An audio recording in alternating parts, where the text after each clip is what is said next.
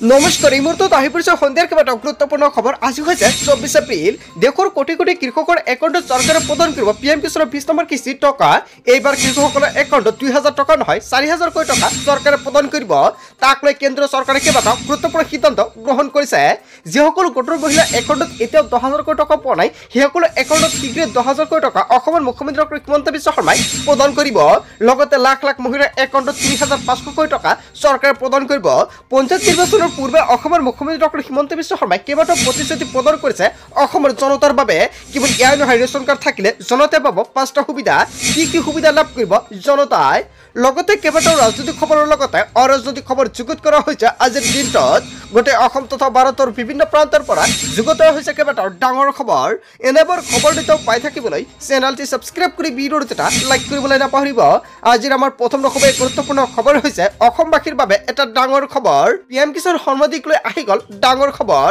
বছৰত 3বাৰকৈ দিয়া হয় এই পিএম কিষাণৰ টকা, কিন্তু এইবাৰ বহুতো কৃষকে পিএম কিষাণৰ টকা নাপাব। তাক লৈ কেন্দ্ৰীয় চৰকাৰে কেইবাটাও গুৰুত্বপূৰ্ণ নিৰ্দেশনা জাৰি কৰিছে। ইয়াৰ বাবে আপুনি কৰিব লাগিব EKYC। যদি আপুনি এজন কৃষক তেনে ক্ষেত্ৰত আপোনাৰ EKYC কৰিছে নে নাই? যদি আপুনি পিএম কিষাণৰ EKYC কৰে অতি শীঘ্ৰে EKYC কৰক। থল লাভৰ বাবে কৃষকে EKYC কৰাটো বাধ্যতামূলক। হিতাধিকাৰী একাউণ্টত পোনপটীয়াকৈ সোমাব এই টকা আৰু পিএম কিষাণৰ টকা পোনপটীয়াকৈ আপোনাৰ একাউণ্টত সোমাই যাব যদি আপুনি EKYC কৰি ৰাখিছে। ধন মোকলাই দিয়াৰ পূৰ্বে আপডেট কৰক আপোনাৰ বেংক একাউণ্ট। যদি আপুনি নতুনকৈ পিএম কিষাণৰ বাবে আবেদন কৰিছে তেনে ক্ষেত্ৰত অতি শীঘ্ৰে আপোনাৰ বেংক একাউণ্টটো আপডেট কৰক। আৰু যদি আপুনি আগতীয়াকৈ পিএম কিষাণৰ টকা পাইছে তেনে ক্ষেত্ৰত আপোনাৰ একাউণ্টটো আপডেট কৰিব নালাগে। এই ধন পাবলৈ আপুনি কৰিব লাগিব এটা বিশেষ কাম। যদি আপুনি এজন নতুন হিতাধিকাৰী আপুনি পিএম কিষাণৰ বাবে আবেদন কৰিছে আপোনাৰ এপ্ৰুভ হোৱা নাই নেকি? যদি এনেকুৱা সমস্যা হৈ থাকে তেনে ক্ষেত্ৰত কমেণ্ট কৰি জনাব পাৰে, আপোনাক সম্পূৰ্ণকৈ সহায় কৰা হ'ব। আৰু যদি আপুনি নতুন কৃষক তেনে ক্ষেত্ৰত আপুনি কেনেকুৱাকৈ পিএম কিষাণৰ বাবে আবেদন কৰিব যদি আপোনাৰ ভিডিঅ' লাগে নিশ্চয় কমেণ্ট কৰি জনাব, নেক্সট ভিডিঅ'ত জনাই দিম। অন্যথা আপুনি নাপাব কৃষক সন্মানিধিৰ ধনৰাশি। আৰু এই ধন পাবলৈ হ'লে আপুনি কৰিবলগীয়া কেইবাটাও গুৰুত্বপূৰ্ণ কাম। যদি আপুনি নকৰে তেনে ক্ষেত্ৰত আপুনি পিএম কিষাণ টকাৰ পৰা বঞ্চিত হ'ব। আগন্তুক কিস্তিৰ ধন পাবলৈ EKYC কৰাটো বাধ্যতামূলক আৰু সকলোক কিন্তু EKYC কৰাৰ বাবে বাৰে বাৰে কেন্দ্ৰীয় চৰকাৰৰ তৰফৰ পৰা আহ্বান জনোৱা হৈছে। পিএম কিষাণ এপৰ জৰিয়তেও আপুনি কৰিব পাৰিব EKYC। অনলাইনতো কৰিব পাৰিব আপুনি EKYC। CSC চেণ্টাৰত গৈও কৰিব পাৰিব আপুনি EKYC সম্পূৰ্ণ কৰিবলৈ আহ্বান জনাইছে চৰকাৰে। তাৰপিছত অসমবাসী ৰাজুক জনাইছে আমাৰ পৰৱৰ্তী খুবেই গুৰুত্বপূৰ্ণ খবৰ। লগতে ডাঙৰ খবৰ আহি গ'ল অন্ন সুৰক্ষা সপ্তাহ। ৰেচন কাৰ্ডৰ লাখ লাখ হিতাধিকাৰীৰ বাবে ডাঙৰ খবৰ। 1 তাৰিখৰ পৰাই লাখ লাখ লোকে লাভ কৰিব ৰেচনৰ চাউল। ৰেচন নাপালে দিব পাৰিব আপুনি অভিযোগ। আপোনাৰ এটা অভিযোগৰ পিছতে জেললৈ যাব লাগিব ৰেচনৰ দোকানী। আপুনি লিখি লওক দুটাকৈ নম্বৰ। ফোন নম্বৰ দুটা হৈছে 1800345368 আৰু আন এটা নম্বৰ হৈছে 1967। এই দুটা নম্বৰতে ফোন কৰি দিব পাৰিব আপুনি অভিযোগ। দোকানীৰ লগতে গ্ৰাহকসকলে মানি চলিব লাগিব কেইবাটাও নতুন নিয়ম। আৰু 1 মেৰ পৰা চৰকাৰে নতুনকৈ ৰেচন কাৰ্ডৰ চাউল বিতৰণ কৰিব। যদি আপোনাৰ ৰেচন কাৰ্ড থাকে তেনে ক্ষেত্ৰত আপুনি এটা নহয় দুটা নহয় 5টাকৈ সুবিধা লাভ কৰিব। 1 তাৰিখৰ পৰা 10 তাৰিখৰ ভিতৰত লাভ কৰিব ৰেচন। আৰু আকৌ যদি আপোনাৰ ৰেচন কাৰ্ড আছে আপুনি 10 তাৰিখত লাভ কৰিব আপোনাৰ একাউণ্টত টকা। মনত ৰাখিব ৰেচনৰ চাউল সংগ্ৰহ কৰাৰ সময়ত দিয়ক আপুনি ফিংগাৰপ্ৰিণ্ট দিশে সংগ্ৰহ কৰক ৰচিদ। E-পোষ্ট মেচিনৰ দ্বাৰা দিয়া ৰচিদ ল'ব লাগিব হিতাধিকাৰীসকলে। অন্তোদয় অন্ন যোজনাৰ অধীনত 35 কিলোকৈ চাউল লাভ কৰিব প্ৰতিগৰাকী হিতাধিকাৰীয়ে। অগ্ৰাধিকাৰ পৰিয়ালে লাভ কৰিব 5 কিলোকৈ চাউল। হিতাধিকাৰীয়ে ৰেচন সংগ্ৰহ কৰি ল'ব লাগিব ৰচিদ। 1 তাৰিখৰ পৰা 10 তাৰিখলৈকে দিনজোৰাকৈ খোলা ৰাখিব লাগিব ৰেচনৰ দোকান। অন্যথা ৰেচনৰ দোকানী পৰিব ভয়ংকৰ বিপদত। তাৰ বাবে চৰকাৰে নিৰ্দেশনা জাৰি কৰিছে। লগতে যদি আপোনাক ৰেচন কমকৈ দিছে তেনে ক্ষেত্ৰত আপুনি অভিযোগ দিব পাৰিব। আৰু যিসকল ব্যক্তিৰ ৰেচন কাৰ্ডত এতিয়ালৈকে এজন বা দুজন সদস্যৰ নাম অন্তৰ্ভুক্ত হোৱা নাই অতি শীঘ্ৰে আপোনাৰ নামটো অন্তৰ্ভুক্ত কৰাই লৈ লওক। আৰু এই মাহৰ ভিতৰতে কৰিব লাগিব, অন্যথা পিছত আপুনি কিন্তু অন্তৰ্ভুক্ত কৰিব নোৱাৰিব। তাৰপিছত অসমবাসী ৰাজুক জনাইছো আমাৰ পৰৱৰ্তী খুবেই গুৰুত্বপূৰ্ণ খবৰ। লগতে ডাঙৰ খবৰ অৰুণোদয় নোপোৱা হাজাৰ হাজাৰ মহিলাৰ বাবে আহি গ'ল ভাল খবৰ। পঞ্চায়ত নিৰ্বাচনৰ পিছতে প্ৰতিগৰাকী মহিলাই লাভ কৰিব অৰুণোদয় আঁচনি। আপোনাৰ অৰুণোদয় তালিকাত নামটো অন্তৰ্ভুক্ত হোৱা নাই নেকি? বা যদি তালিকাত আপোনাৰ নামটো অন্তৰ্ভুক্ত হৈছিল তেনে ক্ষেত্ৰত আপোনাৰ নামটো কৰ্তন কৰা হৈছে নেকি তালিকাৰ পৰা? তেনে ক্ষেত্ৰত আপোনাৰ বাবে চৰকাৰে কেইবাটাও গুৰুত্বপূৰ্ণ সিদ্ধান্ত গ্ৰহণ কৰিছে। পঞ্চায়ত নিৰ্বাচনৰ পূৰ্বে অসমৰ মুখ্যমন্ত্ৰী ডক্টৰ হিমন্ত বিশ্ব শৰ্মাই কেইবাটাও গুৰুত্বপূৰ্ণ মন্তব্য কৰিছে।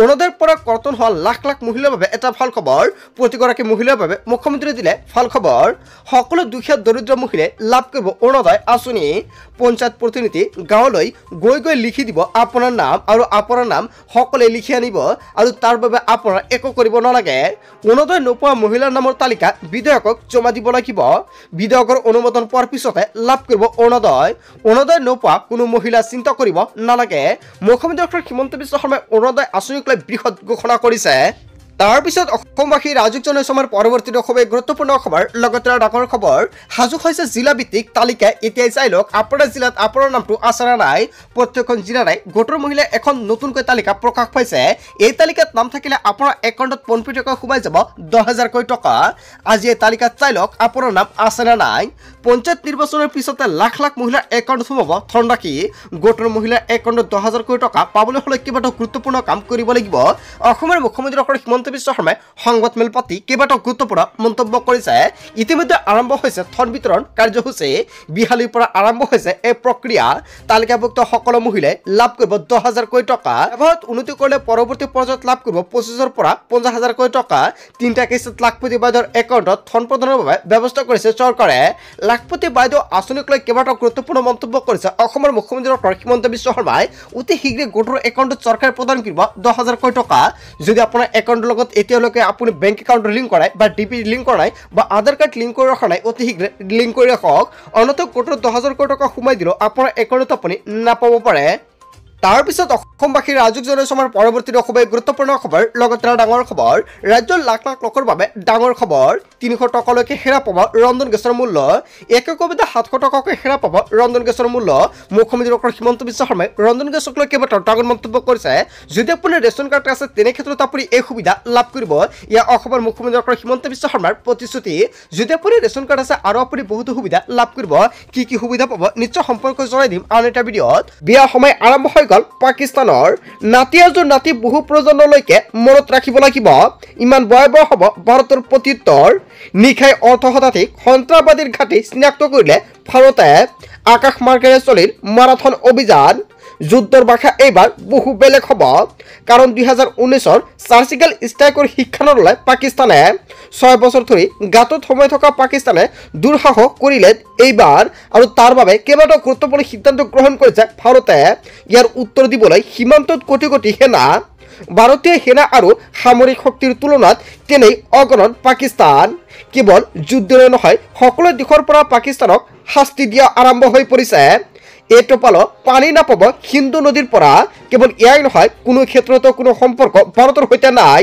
পাকিস্তানৰ বিৰুদ্ধে 9টাকৈ বিৰোধ সিদ্ধান্ত গ্ৰহণ কৰিছে ভাৰতে আৰু কি সিদ্ধান্ত গ্ৰহণ কৰিছে সবিশেষ জানক 1 নম্বৰত উল্লেখ কৰিছে 1 মেৰ ভিতৰত ভাৰতত থকা পাকিস্তানী উভতি যাব লাগিব 2 নম্বৰত উল্লেখ কৰিছে সকলো পাকিস্তানী নাগৰিকৰ বাবে ভাৰতৰ ভিসা বন্ধ 3 নম্বৰত উল্লেখ কৰিছে 48 ঘণ্টাৰ ভিতৰত পাকিস্তানৰ সকলো নাগৰিকে ভাৰত এৰিব লাগিব 4 নম্বৰত উল্লেখ কৰিছে পাকিস্তান হাই কমিছন থকা সামৰিক উপদেষ্টাসকলে এক সপ্তাহৰ ভিতৰত এৰিব লাগিব ভাৰত 5 নম্বৰত উল্লেখ কৰিছে ইছলামাবাদত থকা সামৰিক উপদেষ্টাসকল উভতাই আনিব ভাৰতে 6 নম্বৰত উল্লেখ কৰিছে ভাৰতে বাতিল কৰিলে হিন্দু জলনীতি 7 নম্বৰত উল্লেখ কৰিছে আটাৰী চেক বৰ্ডাৰ বন্ধ কৰি দিলে ভাৰতে 8 নম্বৰত উল্লেখ কৰিছে একচনৰ বাবে জলসেনা নৌসেনা বায়ুসেনা দিয়া হৈছে নিৰ্দেশ 9 নম্বৰত উল্লেখ কৰিছে জম্মু কাশ্মীৰৰ চৰকাৰী কৰ্মচাৰী ৱৰ্ক ফ্ৰম হোম নিৰ্দেশ দিয়া হৈছে কেইবাটাও গুৰুত্বপূৰ্ণ সিদ্ধান্ত গ্ৰহণ কৰিছে ভাৰতে পাকিস্তানৰ বিৰুদ্ধে ইয়াৰ বিষয়ে জনতাই কি ক'ব আজিৰ ভিডিঅ'টো সকলোৱে বেছিকৈ শ্বেয়াৰ কৰি দিব বন্ধু বান্ধৱীসকল গোটেই অসম তথা ভাৰতৰ বিভিন্ন প্ৰান্তৰ পৰা